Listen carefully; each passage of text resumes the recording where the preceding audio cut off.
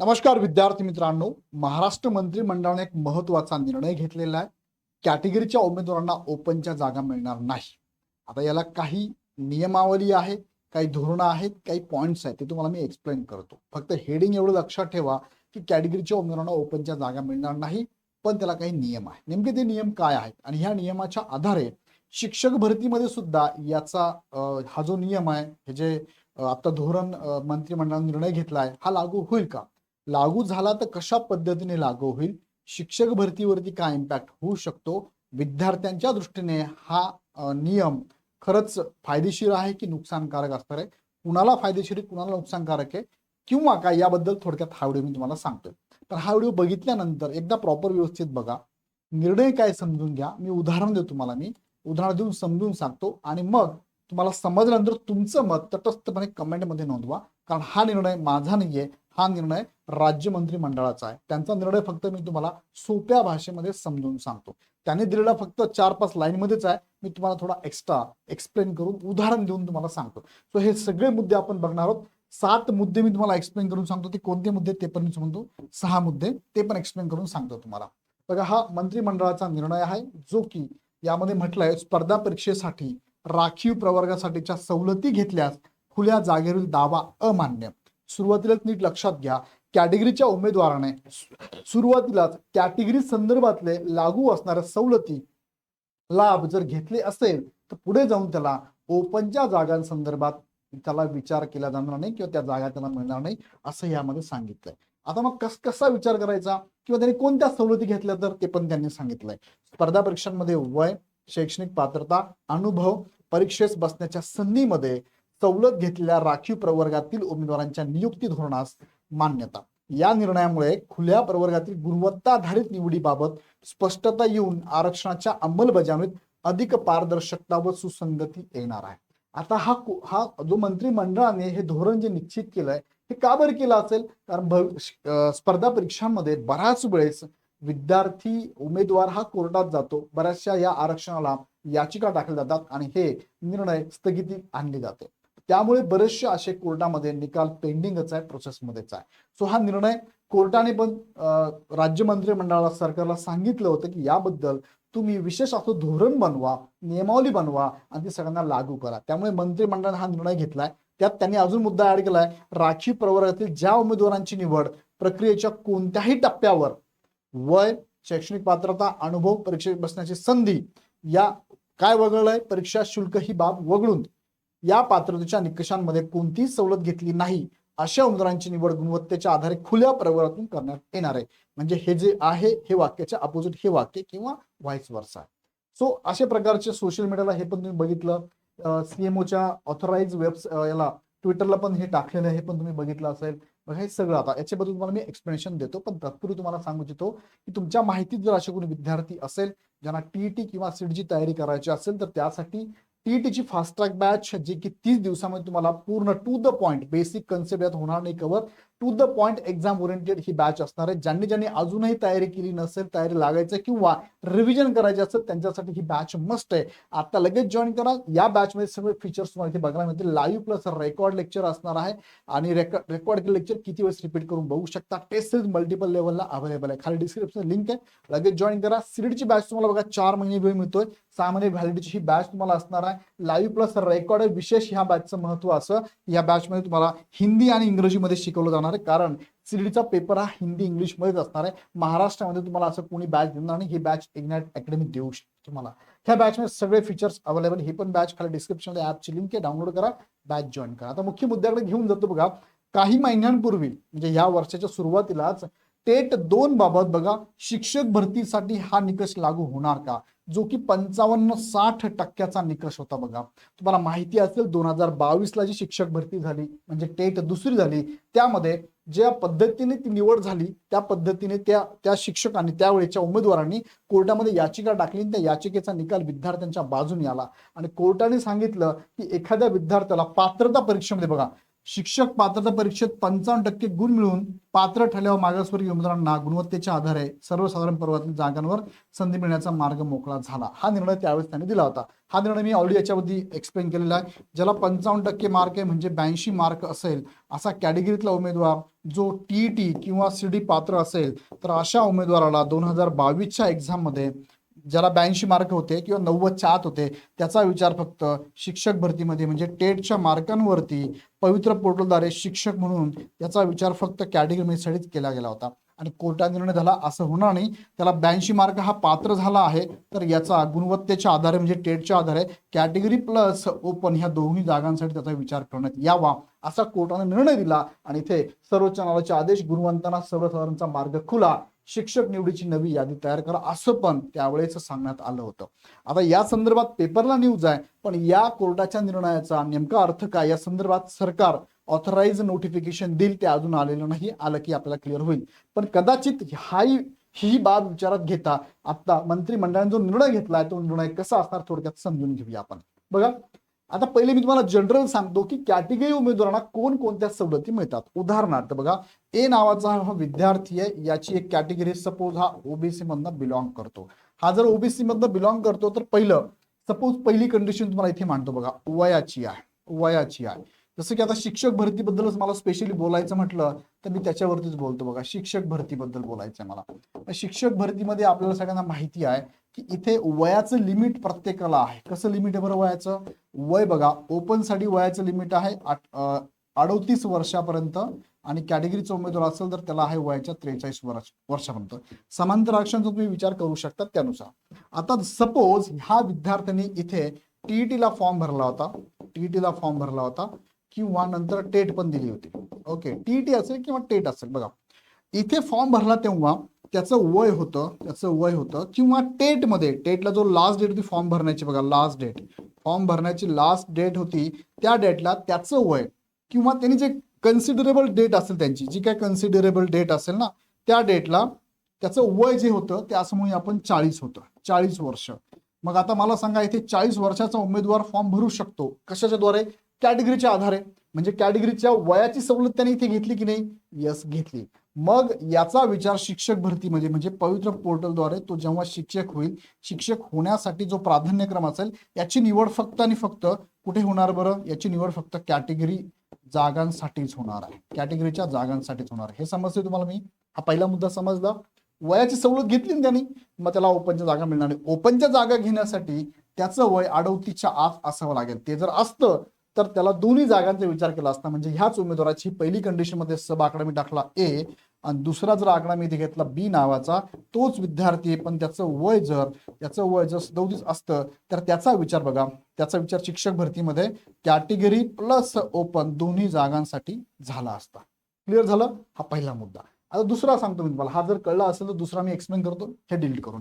आता दुसरा मुद्दा आपण समजून घेऊया. सेम कॅटेगरीचा विद्यार्थी आहे आणि दुसरी कंडिशन मी इथे घेतो. मला बघा दुसरी कंडिशन आहे हा ओबीसीचाच विद्यार्थी आहे.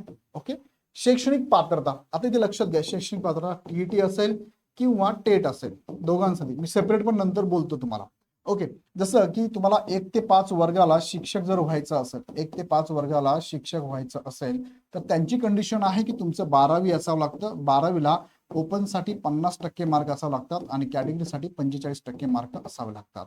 मग या सेकंड कंडिशनचा एक आकडा घेतो की या उमेदवाराने बघा फॉर्म भरताना ओबीसी मधनं फॉर्म भरला होता तर यांनी कंडिशन मध्ये 12वीचे पर्सेंटेज होते ना ते किती होते? फॉर एक्झाम्पल त्याचे 46% होते किंवा 45 ते 50च्या आत होते. सो याचा अर्थ येथे त्यांनी शैक्षणिक अर्हतेमध्ये सवलत घेतली आहे. मग याचा विचार करता ह्या उमेदवाराला शिक्षक होण्यासाठी कुठे विचार केला जाईल तर फक्त आणि फक्त कॅटेगरीच्या जागांसाठी ज्याचा विचार केला जाईल. आणि यामध्ये दुसरी कंडिशन मी अशी टाकली. सपोज हा बी उप आकडा घेतला मी, ओबीसीचाच विद्यार्थी आहे, याला मार्क मात्र 12वीला किती आहेत? सपोज याला मात्र आहे 52%. मग याचा विचार कुठे होईल बरं? शिक्षक होण्यासाठी. याचा विचार होईल कॅटेगरीसाठी पण होईल आणि ओपनच्या जागांसाठी पण केला जाईल. आता तुम्हाला समजत असेल मला काय म्हणायचंय. आणि हा जो निर्णय हा काय सांगतोय समजतंय? मी माझं सांगत नाही, तुम्हाला निर्णय एक्सप्लेन करून दाखवतोय. त्यामुळे मला तुम्ही कमेंटमध्ये काय टाकायचं तुम्ही ठरवा. हा जो दुसरा मुद्दा.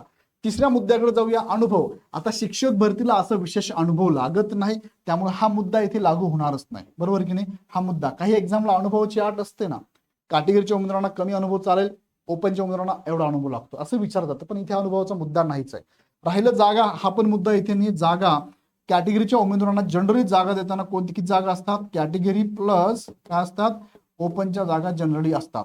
यामध्ये समांतर आरक्षणाचा उमेदवार जर असेल, समांतर आरक्षणाचा उमेदवार उदाहरणार्थ फिमेल, प्रकल्पग्रस्त, भूकंपग्रस्त, माजी सैनिक, खेळाडू, अनाथ, दिव्यांग, हे काय समांतर आरक्षण. एक घेतलं मी फिमेल, सपोज ही ओबीसीची फिमेल जर असेल तर ह्या ओबीसीच्या फिमेलचा विचार कुठे केला जातो, 4 ठिकाणी.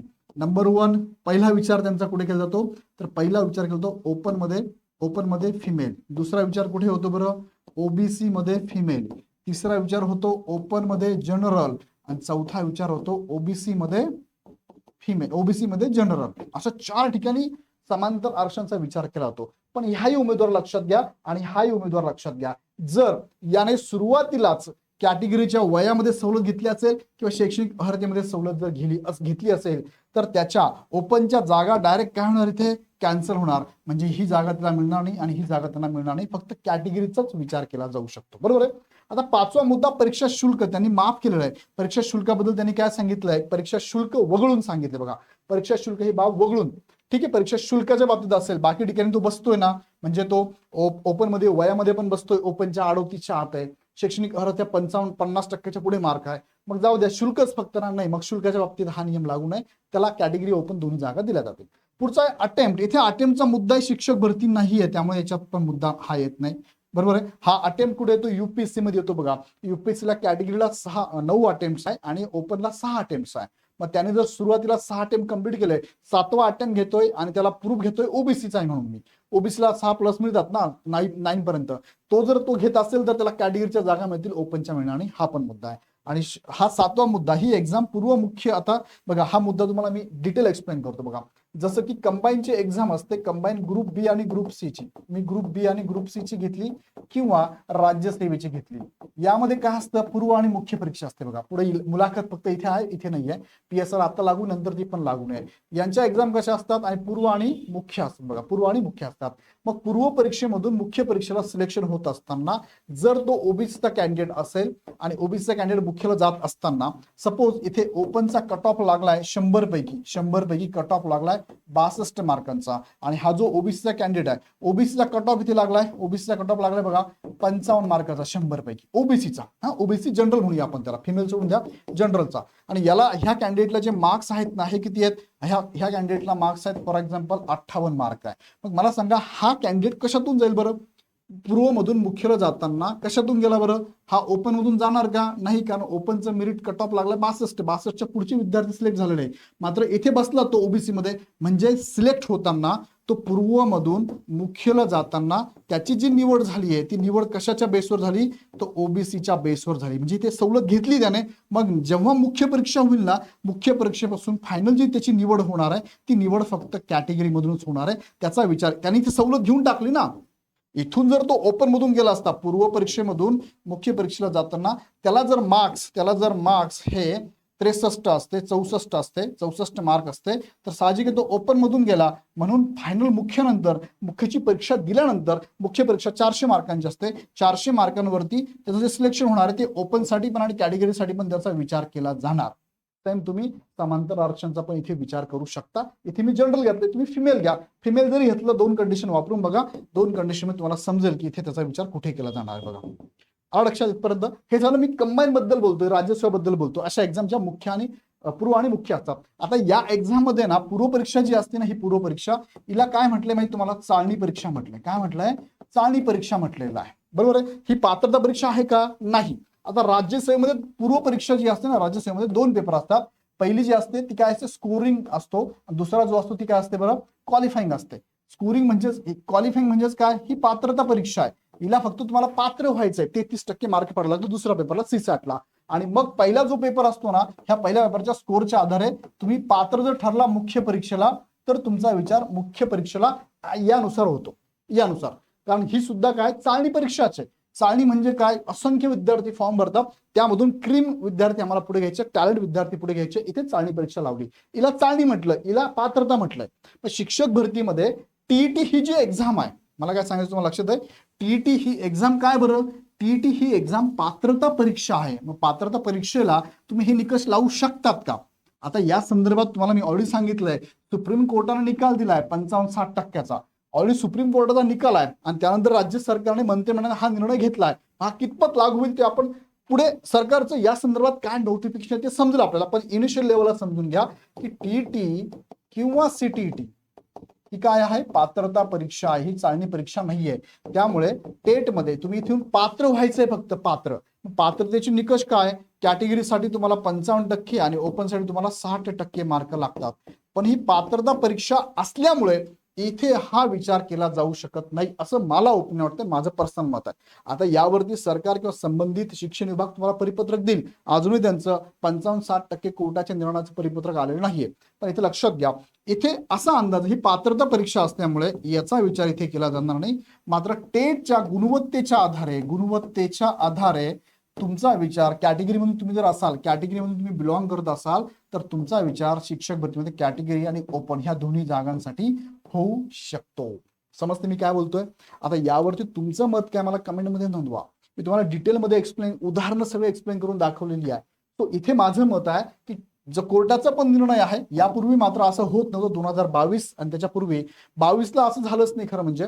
पण आता त्यावेळेस तो नियम लावला गेला त्यांनी टीईटीला पण. म्हणजे जेव्हा 2022 ची शिक्षक भरती झाली ना, त्यांनी हा सेम नियम टीईटी आणि सीडी सुद्धा याला लागू केला. जे विद्यार्थी इथून कॅटेगरीमधून क्वालिफाईड झाले त्यांचा विचार टेट मधून जाताना शिक्षक भरतीसाठी फक्त कॅटेगरीसाठीच केला जाईल. हा नियम लागू झाला टेट दुसऱ्याला 2022च्या शिक्षक भरतीमध्ये. मात्र कोर्टाने निर्णय दिल्याप्रमाणे सुप्रीम कोर्टाच्या पुढे आपण जाऊ शकत नाही. सुप्रीम कोर्टाने याचा निकाल दिला आणि त्यानुसार आता त्यांच्या म्हणण्यानुसार, निकालानुसार गुणवत्तेच्या आधारे कॅटेगरीच्या उमेदवारांना कॅटेगरी आणि ओपनच्या जागा मिळतील. मात्र आता हा जो निकाल आहे हा इथे कसा लागू होईल ते पण लक्षात आहे. इथपर्यंत तुम्हाला क्लिअर समजलं असेल. आता बघा, बरेचसे उमेदवार आहे ज्यांनी टीईटी किंवा सीडी क्वालिफाईड आहे, ज्यांना 82 मार्क किंवा 82 प्लस आहे किंवा 82 प्लस आणि 89 पर्यंत आहे, 89 पर्यंत मार्क त्यांना पडलेले आहे.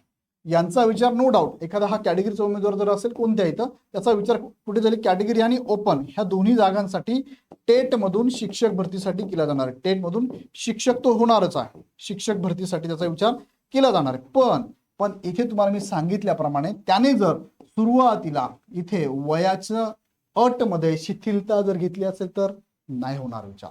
त्याने जर शैक्षणिक अर्हतेमध्ये, शैक्षणिक अर्हता कशासाठी दिली त्यांनी?